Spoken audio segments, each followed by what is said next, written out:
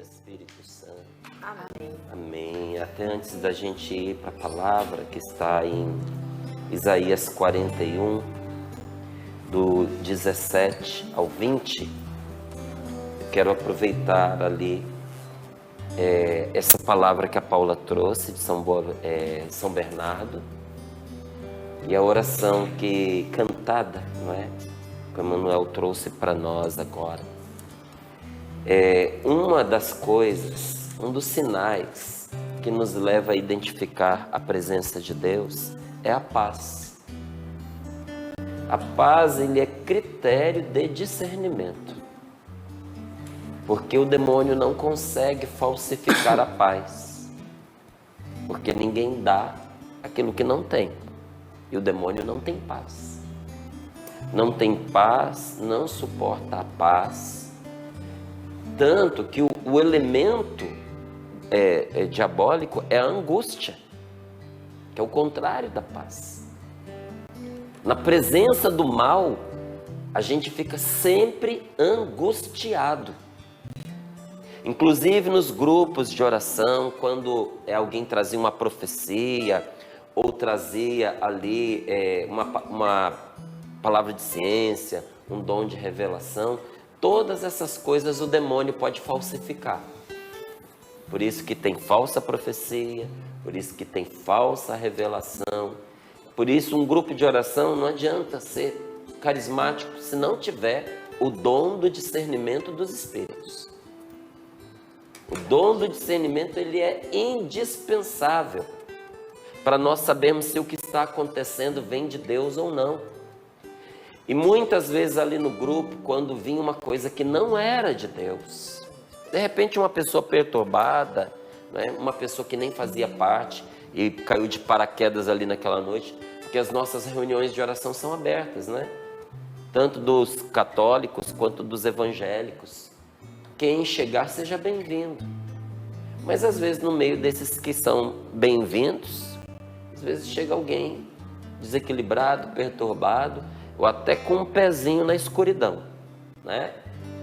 E quando acontece alguma coisa que não é do Espírito Santo, que não é de Deus, você percebe as pessoas todas ficarem agitadas, mesmo que tenha boas palavras, que venha com um aspecto de bom conselho, os corações se agitam e um sentimento de angústia se faz perceber em muitos. Agora é interessante, quando a coisa, em vez de vir do maligno, ela vem de Deus, que isso aí é o normal, é o corriqueiro nos momentos de oração. Quando vem de Deus, mesmo quando Deus está puxando a nossa orelha, fazendo uma dura correção, o sentimento no coração é de paz, de um filho que se sente corrigido e amparado pelo Pai do céu. Então, qual é o sinal que o Espírito Santo nos dá da presença de Deus? A paz. Feito isso, eu quero dizer a você uma coisa importante. Nos momentos mais difíceis que eu enfrentei, quando eu pedi a intercessão de Nossa Senhora, Deus me deu já de imediato aquele sinal da sua presença, da presença de Deus, que é a paz. Deus confirma a nossa súplica à Virgem Maria, manifestando-se Ele, Deus, para nós, como forma de aprovação à intercessão que nós recorremos de Nossa Senhora. E olha, não se trata de evocar mortos, nada disso, porque Nossa Senhora está na glória de Deus. E os primeiros cristãos davam testemunhos disso. E você, quando vai visitar a Terra Santa, você tem vários sinais da devoção dos fiéis cristãos dos primeiros séculos, que estavam coladinhos ali com Jesus. Inclusive alguns que viram o Senhor nos seus dias terrenos. E depois da morte e ressurreição, de nosso Senhor Jesus Cristo manifestaram o seu amor e sua devoção à Virgem Maria. Nossa Senhora é uma intercessora para todo o povo de Deus. Intercede inclusive por aqueles que não a aceitam. Mas eu gostaria de dizer para você isso, se você entende que Deus confirma pela paz do coração aquilo que é próprio dele nos seus momentos de angústia, peça a Nossa Senhora que te apoie. Peça à Virgem Maria que te ampare com as orações dela, a primeira entre todos nós, porque foi fiel a Deus desde o princípio. Preservou-se por graça de Deus do pecado. Uma intercessora poderosa em Deus, que inclusive antecipa os tempos de Deus. Você que está aí tão angustiado, né? Dizendo que o Senhor está demorando para te atender. Somente dela eu ouvi a palavra de Deus dizer isso. Que o Senhor antecipou o seu tempo por causa da intervenção desta santa mulher. Então recorre a Maria, sem medo e sem idolatrias, não é? Vamos dizer assim bem claro, até para os nossos irmãos evangélicos, porque nós católicos já estamos acostumados, não é? Com essa verdade. Mas tem nada de idolatria. Maria nunca aponta para si. Ela aponta para Jesus e diz: fazei o que ele vos disser. Ela nunca disse: fazei o que eu vos disser. Fazei o que ele vos disser. Você pode ter certeza que se uma pessoa tinha a intenção de ir em Nossa Senhora e nela parar,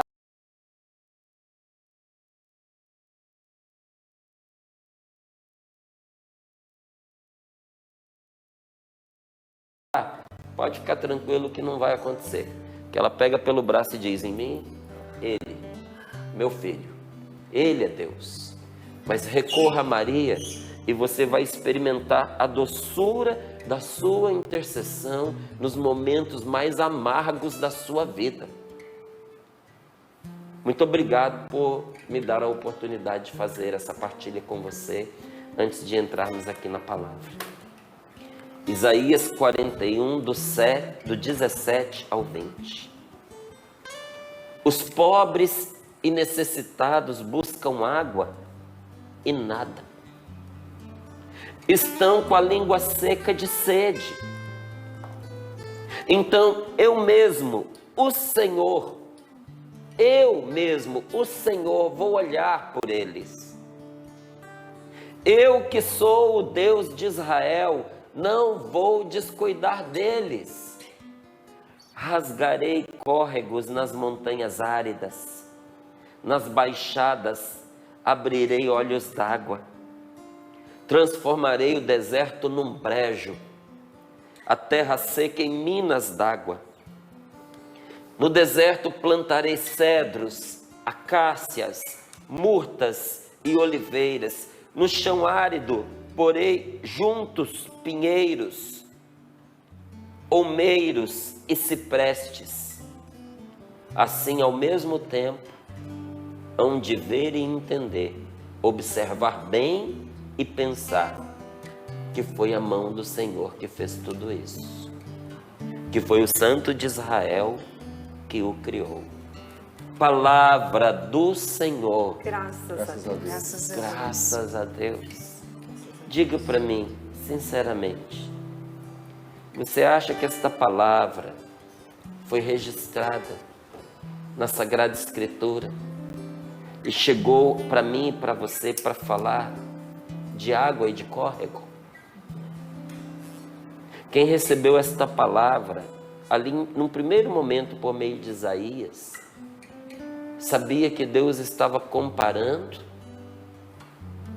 com algo natural o que acontece no sobrenatural. Porque o povo já tinha feito a experiência de passar por sede, terra árida, seca. Ali o Oriente Médio tem muito deserto. E o povo de Israel estava acostumado com o deserto, não é? Nós que somos aqui brasileiros, que somos muito urbanos, nós não sabemos o que é de verdade um deserto. Mas lá não só estão acostumados com o deserto, como amam o deserto. Numa das peregrinações que eu fiz, nós fomos no deserto do Egito, no Monte Sinai, onde Moisés recebeu de Deus os 10 mandamentos. E ali, deserto, viu gente? Foram de 4 a 6 horas, não me lembro se foram 4 ou 6 horas, de viagem pelo deserto, ônibus, até chegar ali no Monte Sinai. E é um mar de montanhas. E nós vimos lá aquelas pessoas que viviam, nem todos cristãos, né? Muitos inclusive muçulmanos, que viviam ali, naquelas montanhas. E eu fui ficando mais próximo, fiz amizade com um deles e perguntei para ele se ele nunca tinha pensado em viver fora dali, do deserto. Como se eu estivesse dizendo para ele que o mundo tinha muitas possibilidades. É porque a gente já tinha ficado um pouquinho mais próximo, senão ele tinha ficado ofendido. Ele disse, não, o deserto é a minha vida. Aqui é o meu lugar. O deserto é maravilhoso. E aí eu me fiz de desconversado e fui puxando para outro lado o papo, não é? Falei, mas o que você faz no deserto? No deserto tem tudo, nós acordamos cedo, nós fazemos piquenique. Eu falei, aonde? Não tem uma árvore debaixo. Onde você vai fazer o piquenique? Aí ele, não, o piquenique que a gente faz é às 4 da manhã, a gente acorda às 4 da manhã, a família vai para um lugar, aí ali a gente faz o chá beduíno. Aí eu tinha tomado chá, um dia você vai lá tomar o chá beduíno. Não apetece muito ao nosso paladar, mas na noite fria, nossa, e para eles aquilo era uma maravilha. E ele tinha muitas coisas a dizer a respeito do deserto, que nós que moramos na cidade, que nós moramos num país como nós não conseguimos entender. Mas, gente, realmente tem coisas maravilhosas, o nascer do sol ali, a lua, não é?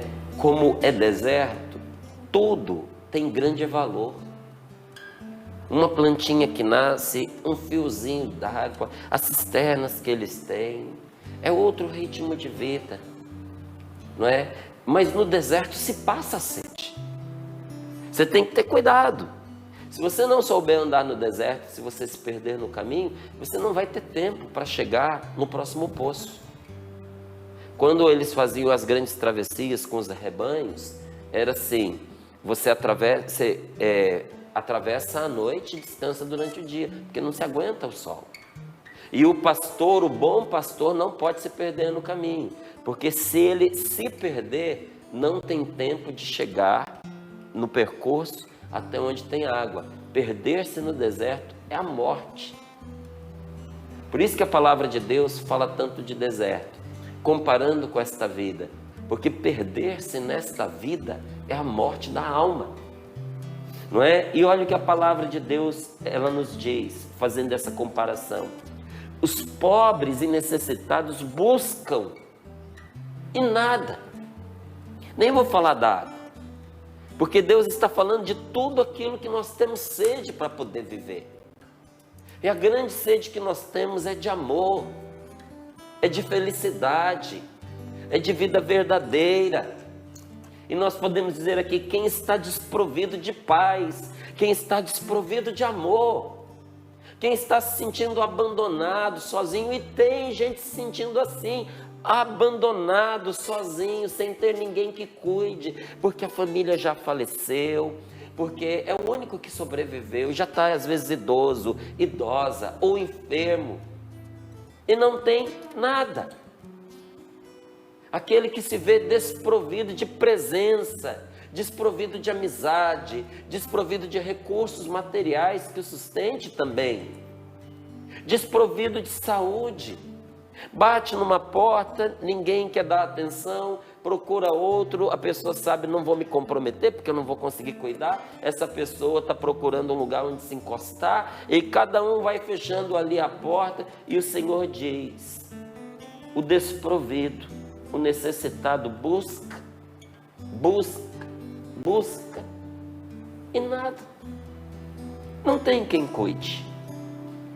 Está sedento, precisando de atenção, precisando de assistência, precisando de carinho, precisando de amor,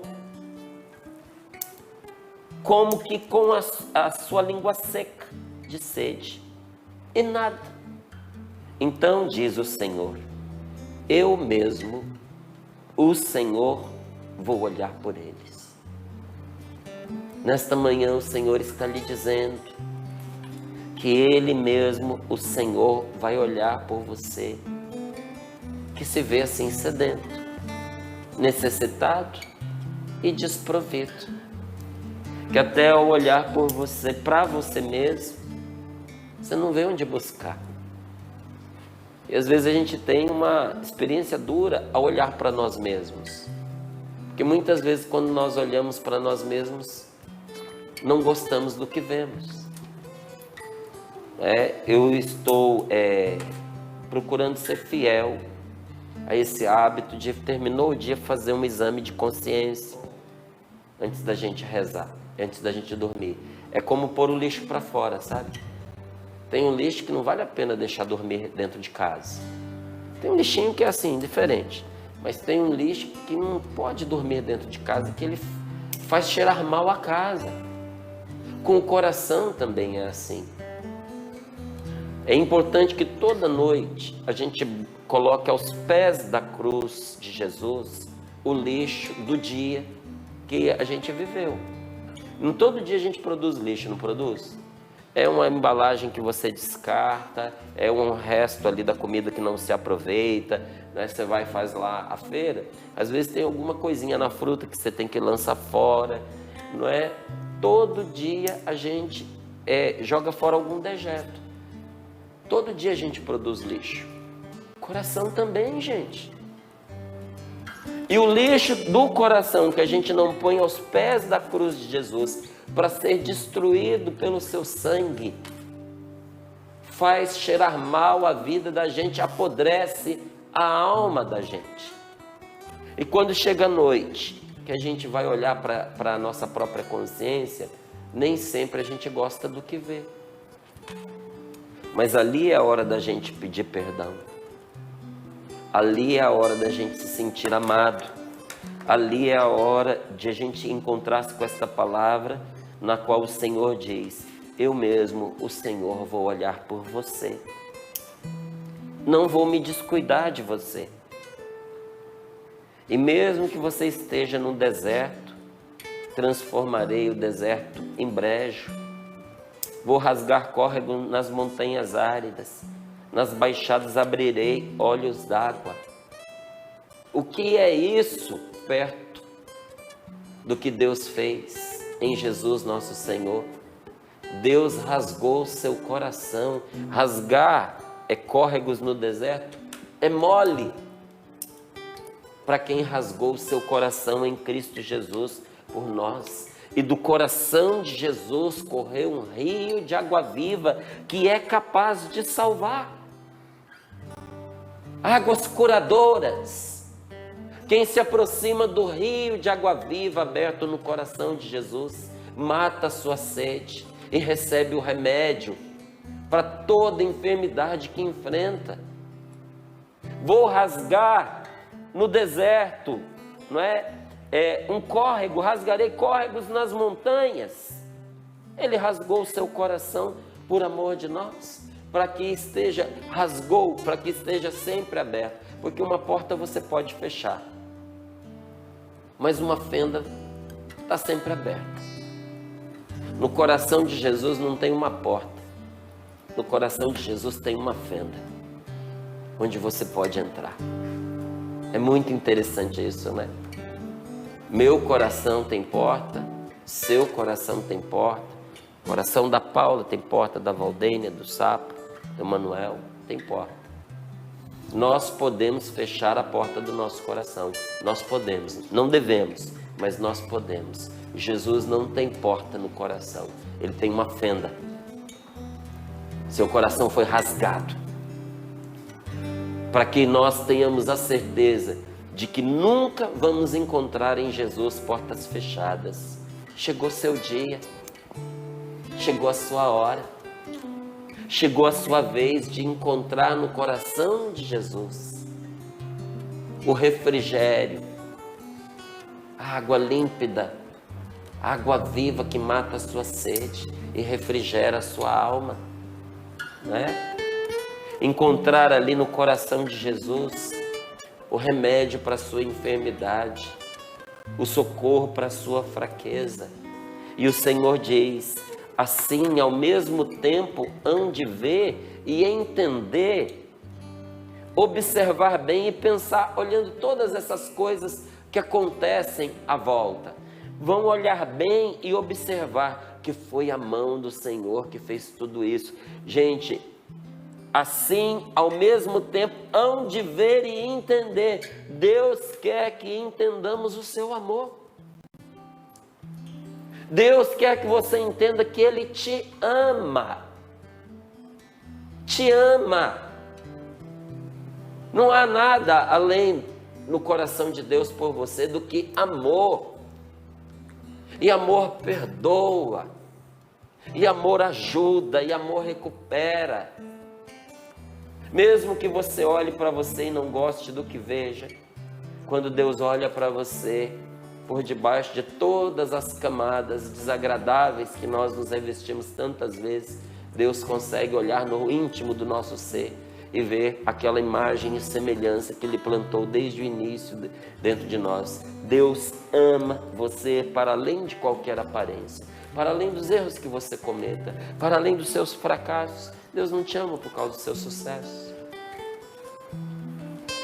O fato de você ser bem-sucedido na vida não vai fazer com que Deus ame você uma gota mais do que Ele já ama, porque Ele te ama com todo amor do coração de um Pai apaixonado, de um Deus que é só amor, que é puro amor.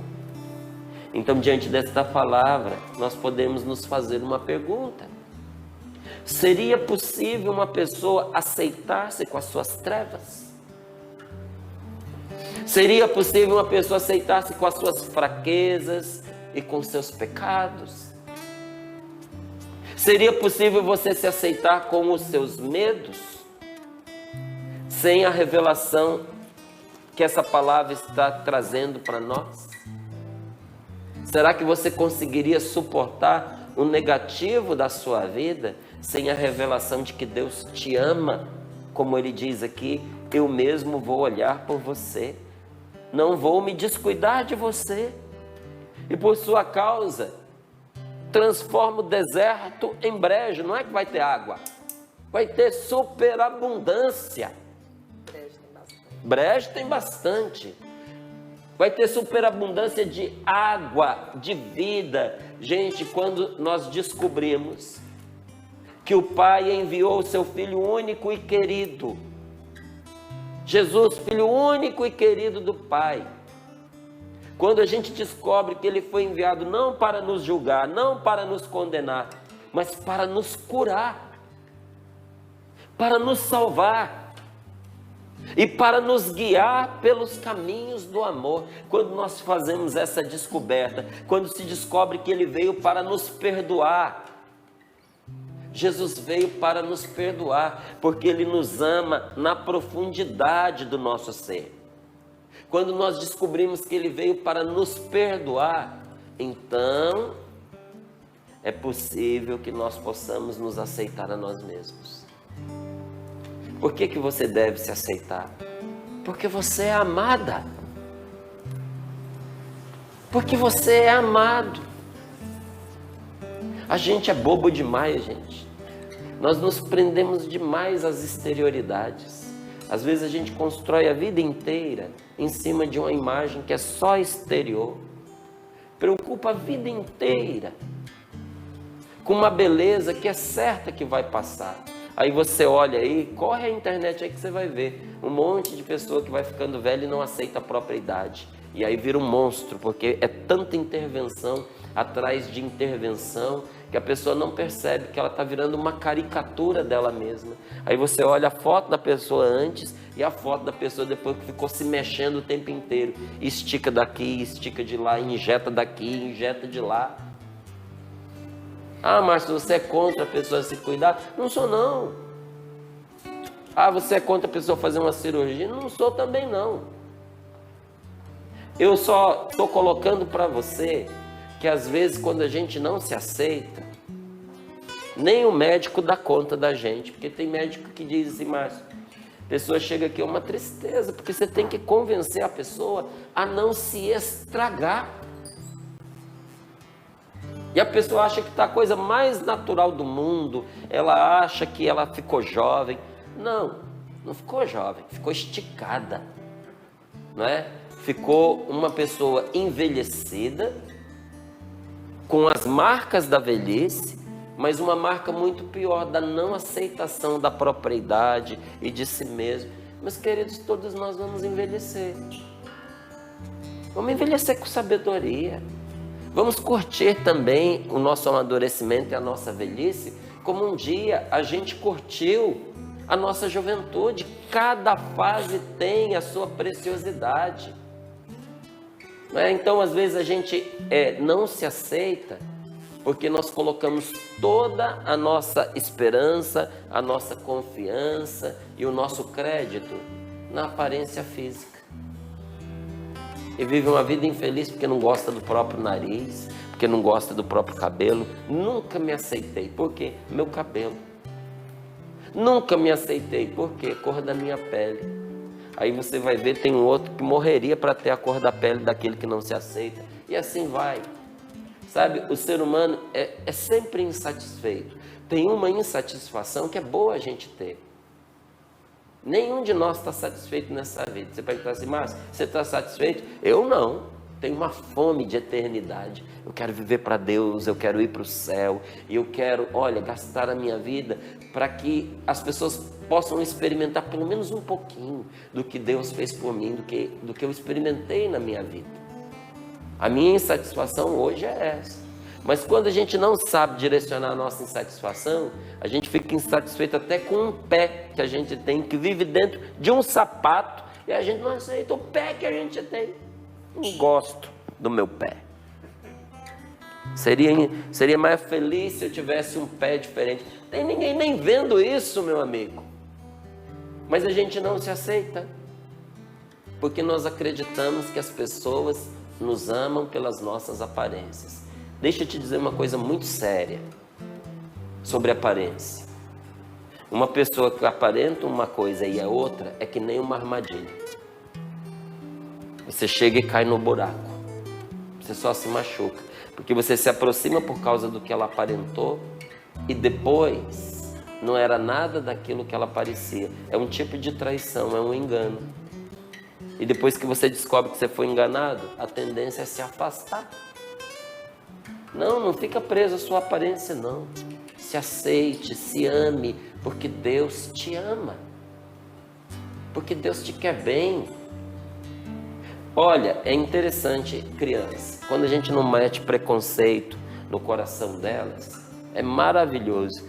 Todo mundo brinca com todo mundo, né? E se tem um que tá lá mais no cantinho, aí já vai o outro lá chamar para brincar, leva o brinquedinho, mostra. Gente, criança não tem problema de tamanho, não tem problema de altura, não tem problema se o outro é especial, se não é especial, qual é a cor da pele, se fala a mesma língua. Seja, ponha 10 crianças, cada uma de uma nacionalidade, que fale língua completamente diferente, juntos para você ver o que acontece. A língua não é obstáculo.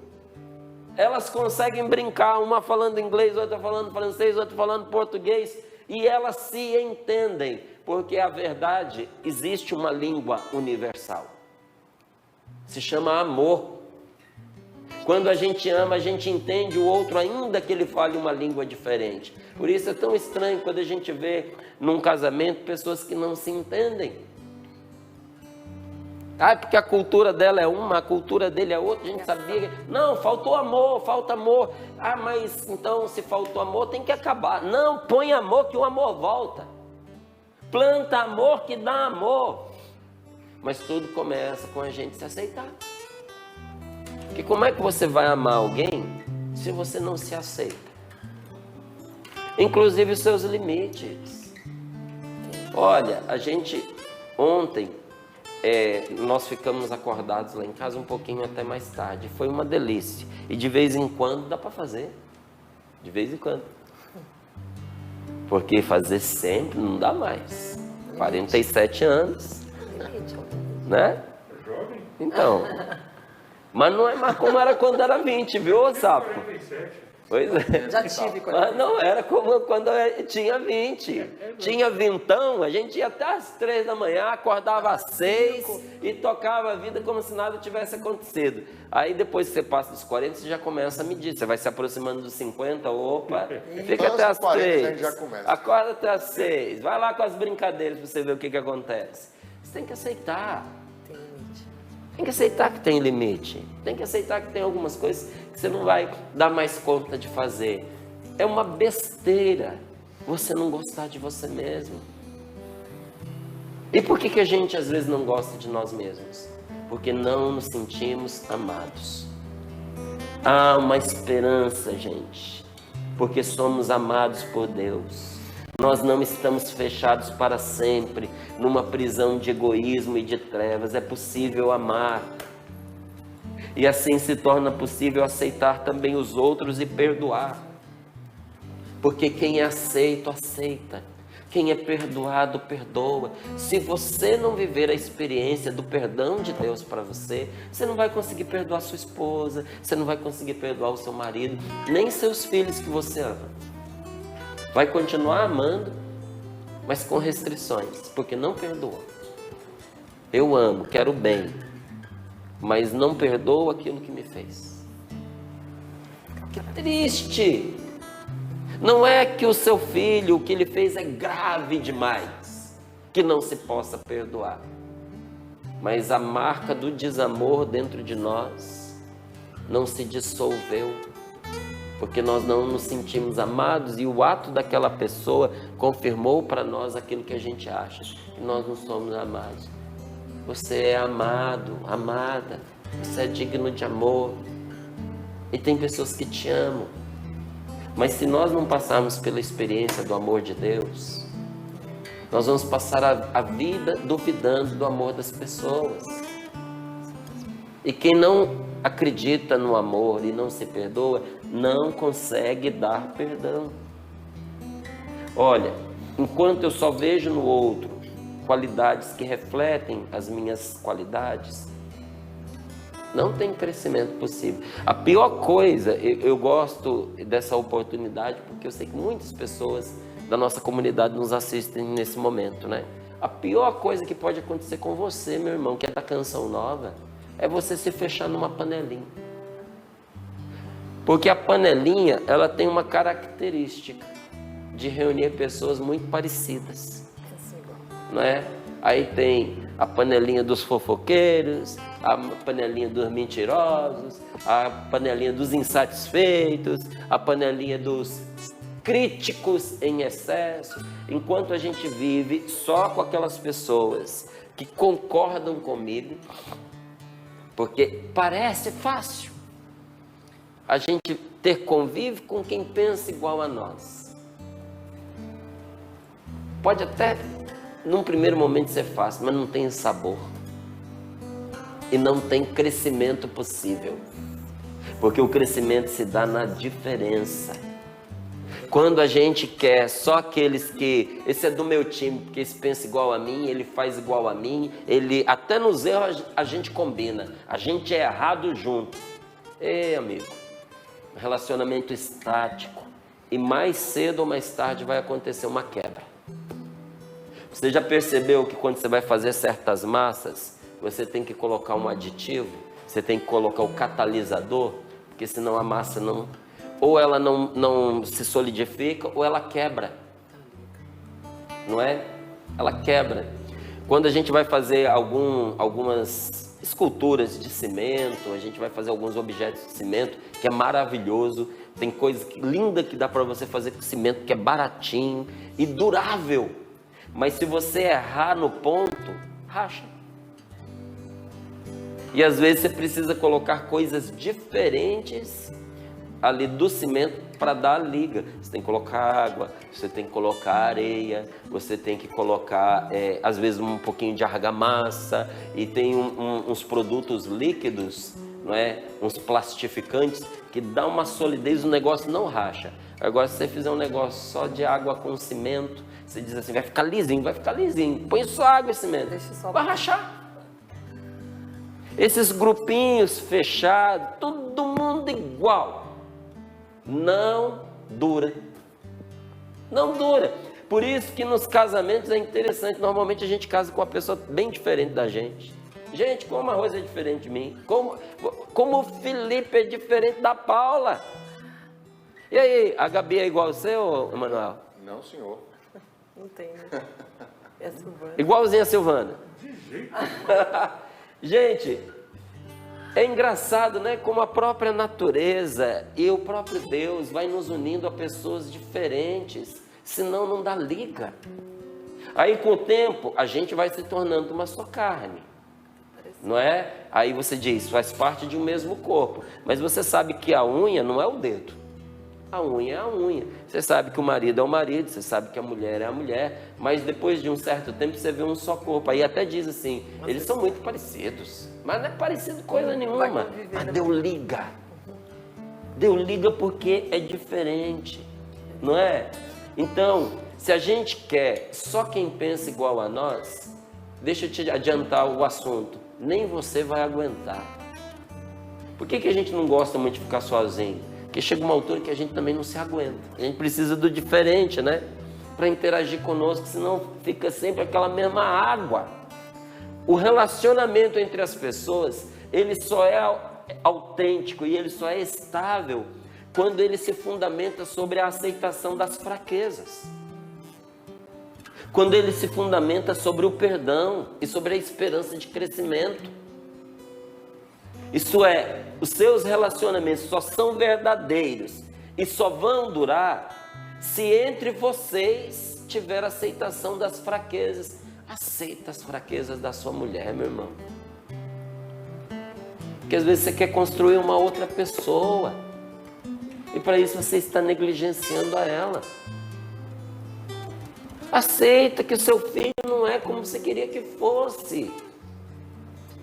Esse filho aí é da sua mente, é da sua ideia, entende? Aceita a pessoa, porque se você não aceitar seu filho, depois o seu próprio filho vai ter dificuldade de aceitação de si mesmo. E você vai perder a maravilhosa oportunidade de ver aquele jovem, aquela jovem desabrochar o seu potencial. Aceita inclusive as fraquezas. E olha, no decorrer da nossa vida, impossível a gente não se machucar. Perdão é indispensável, precisa perdoar. Com perdão e aceitação das fraquezas, tem crescimento. A gente cresce junto, a gente melhora junto, a gente supera vício, a gente corrige falha de caráter. Tudo isso acontece quando tem perdão e aceitação. Se o ponto mais alto dos relacionamentos é a alegria da convivência, e a gente pode dizer isso com experiência, porque é tão gostoso quando a comunidade se reúne, não é? É uma festa. Nesse tempo de pandemia a gente não está se reunindo. Não dá. Porque se a gente se reunir não tem controle. Então é melhor não se reunir, não é? Aí às vezes até alguns ficam chateados pela responsabilidade que a gente tem dentro da comunidade. E às vezes a gente tem que dizer, não é para se reunir. Porque nós sabemos, gente, que quando a nossa comunidade se encontra, tem alegria, tem festa, aí tem o distanciamento, mas se ficar muito tempo junto, o distanciamento vai diminuindo, não é? É o ponto alto, é a alegria da convivência, é o ponto alto do relacionamento. Só que se a alegria da convivência, a alegria de estar junto é o ponto alto da convivência, o coração do relacionamento é o perdão. Se você não perdoar, o coração da sua família vai parar de bater, a sua família vai morrer, a sua amizade vai morrer. Você precisa perdoar seu amigo, você precisa perdoar sua amiga. Por isso que Deus nos fez família, porque a gente precisa de uma escola de perdão, e a família é o lugar do perdão, e a gente só tem escola quando tem exercício. Isso quer dizer que Deus fez a nossa família de maneira que a gente tenha que perdoar muitas e muitas vezes. Então, apesar de toda a confiança que nós podemos ter uns nos outros, tem sempre palavras que ferem. De vez em quando escapa uma papa. Tem atitudes em que a gente se coloca na frente do outro. Tem situações em que as suscetibilidades se chocam. É por isso que viver juntos implica uma certa cruz, um esforço constante e uma aceitação, que é um perdão mútuo de cada dia. É uma aceitação que se dá pelo perdão. Não tem o pão nosso de cada dia? Está junto com perdoar as nossas ofensas como nós perdoamos a quem nos tem ofendido. Também tem o perdão nosso de cada dia. Mas quando a gente vive perdoando e aceitando as pessoas, que alegria que é a vida! Que alegria que é! Valorize sua família. Valorize seus relacionamentos. Valorize a você mesmo. Porque Deus te valoriza e te diz: eu mesmo vou olhar por você. E não vou me descuidar. E se for preciso, transforme o deserto em brejo por causa de você. E assim você há de ver e entender, observar e pensar: foi Deus quem fez isso por mim. Amém. Amém. Gostei demais dessa palavra, Márcio. E foi justamente o que eu grifei. Não vou me descuidar dele. Eu mesmo, o Senhor, vai cuidar de nós. Olha, eu vou olhar por ele. O Senhor vai olhar por mim. Olha que coisa boa. Está olhando para você. Está olhando para você, Márcio, para as suas situações. Amém. E a mão, a gente vai observar, vai olhar, vai conseguir ver na nossa vida, naquilo que a gente está vivendo, que quem fez? Quem fez? O Senhor fez. Foi a mão do Senhor que fez. É Ele que está cuidando de mim e de você. Então agora nós podemos caminhar seguros. E se você não está seguro ainda, se existem situações em que o Márcio foi falando aí para você, na sua casa, nos seus relacionamentos, e foi vindo aí os pensamentos, chegou a hora de entregar para o Senhor. Entregar, pede por Nossa Senhora, que é a medianeira de todas as graças, mas já vai entregando no coração de Jesus. O Emmanuel vai nos ajudar. Nós vamos entregar aquelas situações, aquelas mais graves, aqueles erros, palavras mal colocadas, não aceitação daqueles que estão próximos. O que é? Coloca no coração de Jesus. Vamos ver a transformação. O Senhor fará por nós. Ele está de olho em você. Ele está de olho em você.